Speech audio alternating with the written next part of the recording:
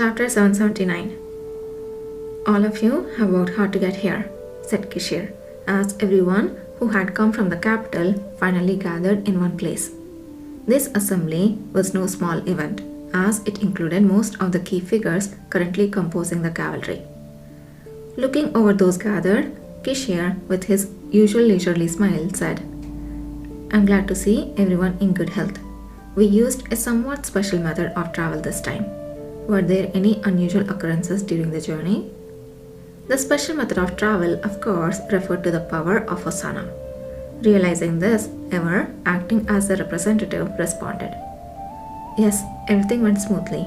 The final destination, arranged by you, was within a reasonable range of deviation, allowing us to safely meet the guide." Kishir had shared the news of their arrival with only a handful of people in the capital and had selected a location where a sudden appearance of many wouldn't attract attention. At that spot, only Nathan Zuckerman, pre-instructed, was waiting.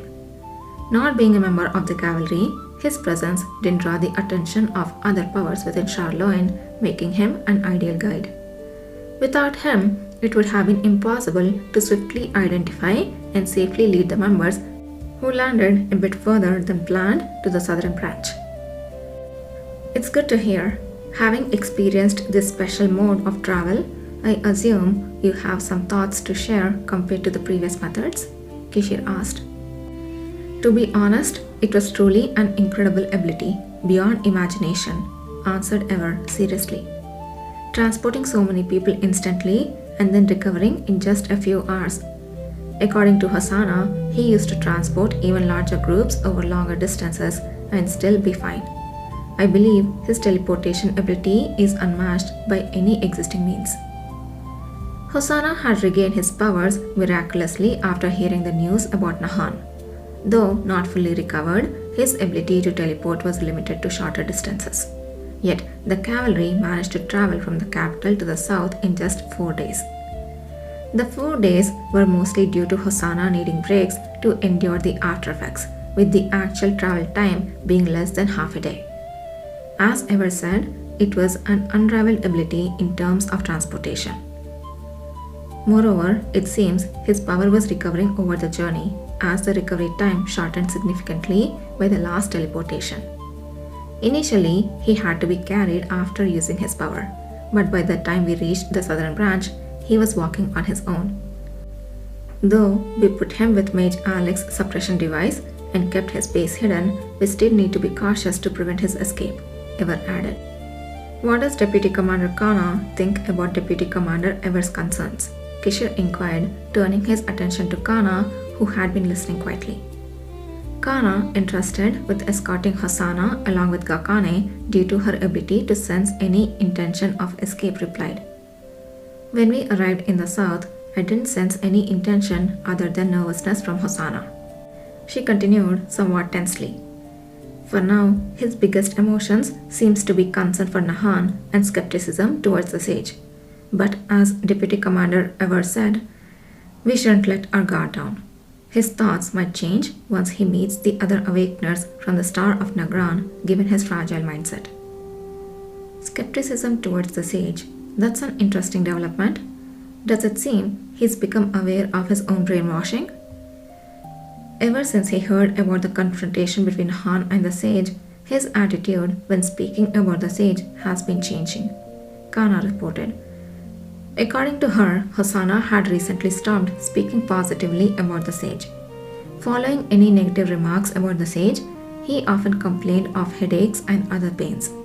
These symptoms were much milder than when directly questioned by Kishir and Nathan Zuckerman, but they were frequent nonetheless.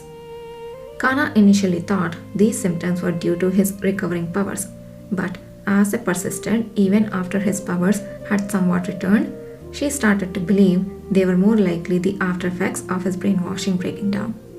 But it could be both, she added. It seems there is indeed a change. Then, entering the underground area where the Awakener's powers are limited could intensify this change, mused Kishir. Are you referring to the area that limits the Awakener's abilities, which I have only heard about? Yes, the very place that has greatly relieved us from surveillance duties, Kishir responded, prompting a collective chuckle from the group. Yudhir, who had been sitting quietly by Kishir and observing the meeting, sensed the difficulties hidden in their laughter. The cavalry members had spent a significant amount of effort surveilling the captured awakeners. As the number of subjects to watch grew, their ability to perform their regular duties and training diminished. Despite the inconvenience, it was a necessary task.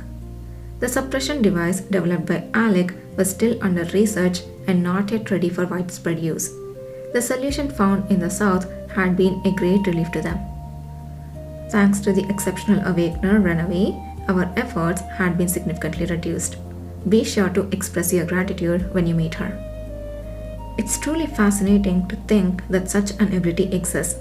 The South seems to be home of some remarkable awakeners, Kana remarked, her eyes lighting up with excitement despite being a rare awakener herself. Perhaps showing this space to Mage Alec could aid in the development of the suppression device. Although I suspect you already plan to do that, Commander, she added, seemingly realizing how meticulously their commander planned. Without embarrassing her, Kishir smiled and praised her insight. Indeed, I intend to have him there, but it's reassuring to have a deputy commander who understands my intentions. Since we are on the topic, would you accompany Alec when he visits the area? Certainly, it's an honor to serve the new master of the Divine Sword, the one who has shown the ultimate skill in swordsmanship, Kana responded enthusiastically, brightening the mood of the meeting. Kishir, feigning surprise, chuckled softly. Is that flattery? No flattery, Commander, just the truth. Even we, the deputy commanders, have never seen you unleash your aura. Hearing that others have witnessed it made us initially envious. But now, I'm just glad to belatedly celebrate your achievement. I have wanted to say this from the beginning. Kana's words implied that, though the members were surprised to learn of his status as a swordmaster, they had no doubt about his capabilities and trusted him implicitly. None of the members showed any negativity towards the fact that Kishir had hidden his power from them all this time. The question of why he concealed such extraordinary abilities was similarly received without any sign of dissent. A relaxed atmosphere around the commander didn't mean that one could behave too familiarly with him. The members naturally maintained a respectful distance, understanding that if he chose not to speak of something, there must be a good reason for it. This environment, gentle yet disciplined, where everyone knew what to respect and maintain, was the ideal embodiment of the cavalry as Kishir had shaped it. It seems direct praise really does have its own flavor, Kishir remarked with a belatedly cheeky grin. Encouraged by this, Kana and the other members, as if they couldn't contain themselves, began to speak up one by one. What exactly did you do with your aura back then? I can't quite picture it from the stories. Is it possible for you to combine your aura with the power of the Awakener? I wish I had been there in the south to fight alongside. Their voices, a mix of genuine admiration and pride for their commander, soon grew louder, resembling excited children. Among them was Kakane, whose face flushed at the mention of swords. If there is a chance, we would love to witness your swordsmanship, Commander. Ha, alright, I understand. I will show you this evening, so calm down. Really? You promise? With a wave of his hand, Kishir calmed the excited members and smoothly changed the topic. But before that, we have tasks to attend to.